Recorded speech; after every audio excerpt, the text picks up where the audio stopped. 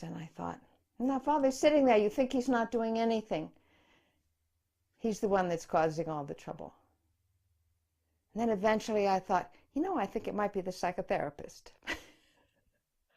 The point being that the pathology was not in the child or the mother or the father or the therapist. It was in the system. It was in the pattern of relationship between them. And I was trying to attach it to an individual, which is the way we are trained to think about causation.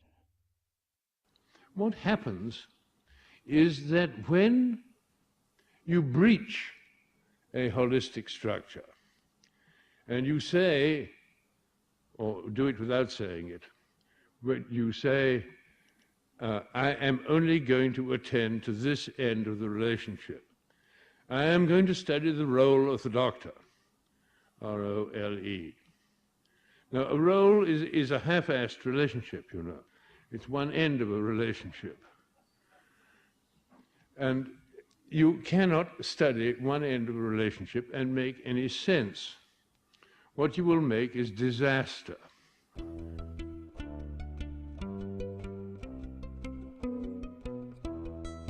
His father, William Bateson, was a biologist and a geneticist. And in fact, William Bateson coined the term genetics.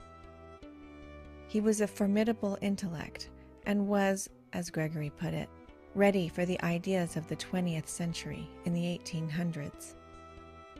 He read Blake and Shakespeare to his boys at the breakfast table and sought through his plants and his studies for the genius of nature. You might be surprised to learn that the heavy doses of science that the Batesons took on were inspired by the arts. They saw the arts as extensions of the masterpiece that nature is.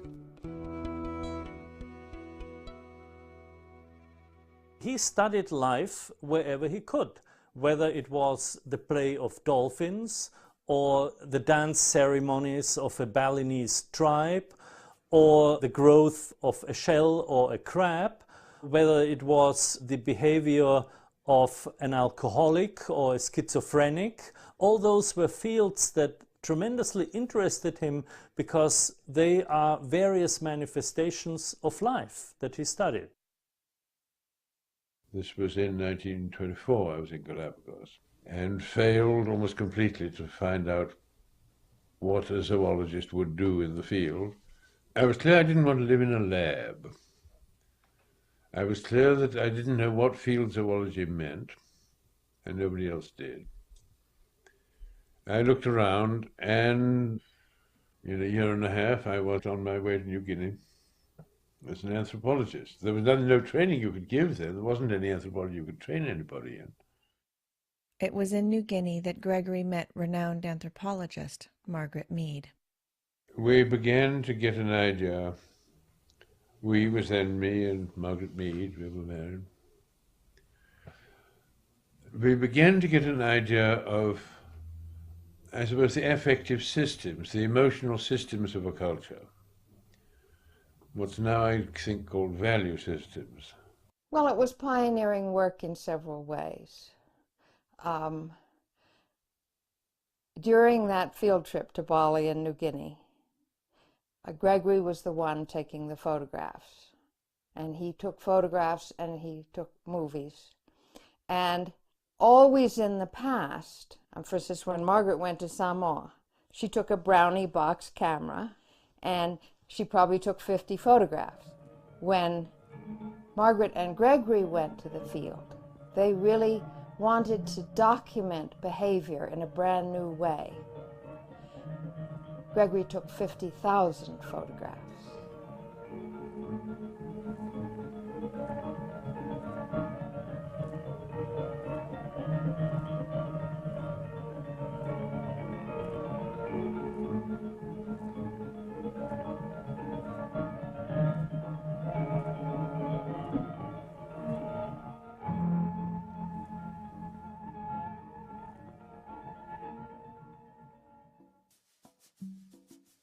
During World War II, the OSS, the precursor to the CIA, engaged Gregory to use his knowledge of patterns and culture to manipulate intercepted messages and disrupt communication within the Axis powers.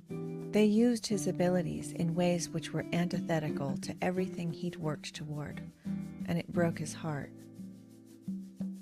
It was not until after the war that Gregory was revived by the remarkable events of the Macy conferences, where a whole new kind of conversation between scientists and artists took place, and cybernetics was born.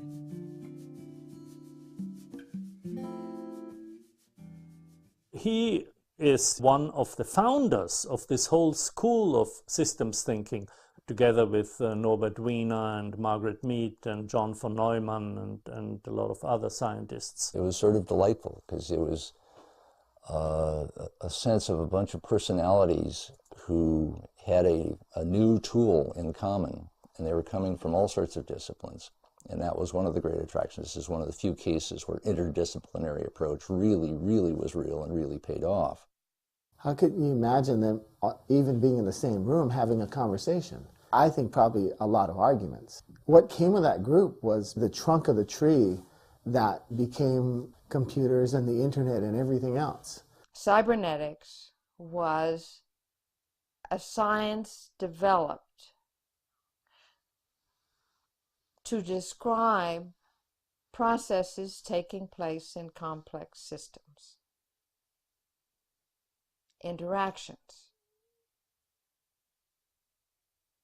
organization, communication, control. What's happening? How are the different parts of a system connecting to each other? And it's partly the realization that you have a system, and when you poke it here instead of something happening there, it happens that way, or in a barely recognizable dimension. And that's because it's a very complex system, which has feedbacks and all these things in it. But the complexity is going to continually baffle you until you just really engage. And what you engage with is cybernetic understanding.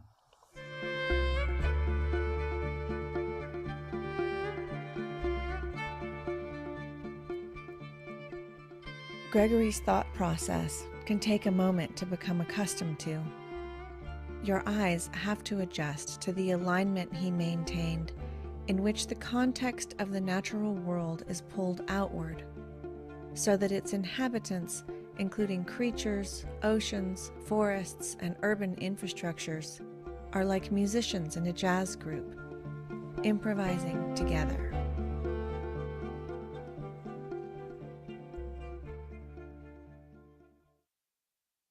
I've been bothered a little bit the last few days by people who say, what do you mean, ecology of mind? And approximately what I mean is that the various sorts of stuff that goes on in one's heads and in one's behavior and dealing with other people and walking up and down mountains and getting sick and getting well and all that, that all that stuff interlocks and, in fact, constitutes a network, and you've got the sort of complicated, living, partly struggling, partly cooperating tangle that you'd find on the side of any of these mountains with the trees and various plants and animals that live there. In fact, an ecology. Ideas are adjusting to each other, to stimuli from the outside, and infinite other messages. Gregory's concept of mind was that it's much more than the brain in your head. It's the tree root that grows around a rock, or the way river otters play. The notion that an animal really should be thought of as a tangle of ideas which have to live together in him, more or less. An evolutionary principle which is then the evolution of ideas, not the evolution of animals, where the units of evolution are essentially ideas, where anatomy is a body of ideas, with bilateral symmetry, the two sides of a body is an idea on which other ideas have to be built. For example, that the horse and the tundra, the grassy plains, are interlocked. It's an evolution in which now the grass needs the horse as much as the horse needs the grass. And if you want grass, if you want what's called a lawn in the suburbs, you will first of all go and buy a mower, which will be the teeth of the horse, cut that grass, you will then go and you'll buy a roller, and the roller crushes the grass down and makes it make turf. And finally, you will end up going and buying a sack of manure, because you have to be at least the other half of the horse too, you see. He hoped to leave a big framework into which the specialists could place their findings to be examined within the context of the mass tangle of interrelationships that each tree, each person, each system in our world embodies. Context was the key.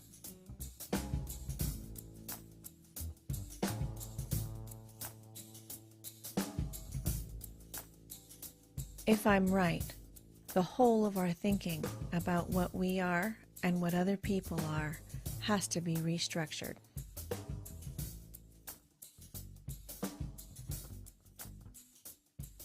Epistemology, this million-dollar word, most people treat it as how we know what we know, the study of how knowledge comes to be, how it's produced in our brains, how we acquire it, what kind of a thing it is.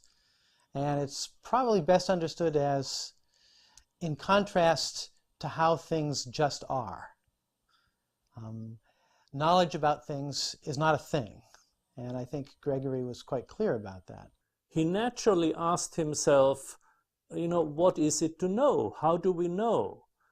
And so he got into epistemology, and he saw it as part of natural science, part of biology or natural history. He didn't see it as an abstract philosophical field. I would like you to assume that that's been drawn more carefully, that these angles are what they should be, and those are what they should be. And I want you to think for a moment how you will describe that to some other person. First of all, there is a small minority who say it looks like a boot. These are the analogic picture thinkers, you see. But of course there isn't any boot, and to describe the boot which it looks like would be as laborious as to say it looks like a boot. Then there are the people who break it into parts. And they will say, well, it's a hexagon, but it isn't a hexagon, and a rectangle, which isn't a rectangle. And by describing what it nearly is but isn't quite, they get a sort of description out. And the division, of course, into parts is purely arbitrary. They could have sliced it any way they wanted, and you see, it would be interesting if they had sliced it like that. But inconvenient. And the point I'm getting at, you see, is that the division of things into parts tends to be a device of convenience. And that's all. Gregory liked to quote Blake in saying, "Wise men see outlines, and therefore they draw them." And when he takes the chalk and draws the line across what I see as a boot,